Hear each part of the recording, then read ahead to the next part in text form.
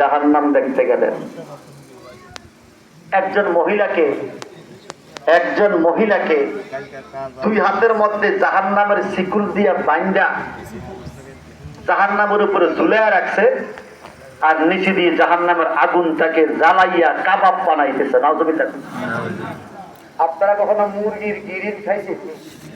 কথা কয় আমগো দেশে যেটা মুরগির গিরিল, এটা তো আমি খাইতেই পারি না, মাঝে মাঝে পিঠে রক্ত হয়।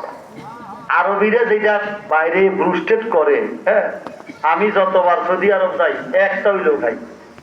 এটা লোভ লেগে গেছে আমার। ব্রুস্টেড, এরা কয় আলবাইক, ব্রুস্টেড আলবাইক একটা কোম্পানি, খুব স্বাদ। এবার 1.5 মাস আগে যাইলাম, 2 দিন খাওয়াইছি হাতিদেরকে। আগে ছিল দাম 18 টাকা, এইবার যাইলেই এটার দাম 28 টাকা। এটা 10 টাকা বাড়লো, খাওন ঠিক। 28 টাকা মানে আমগো দেশে 28 না, সৌদি আরবের 28।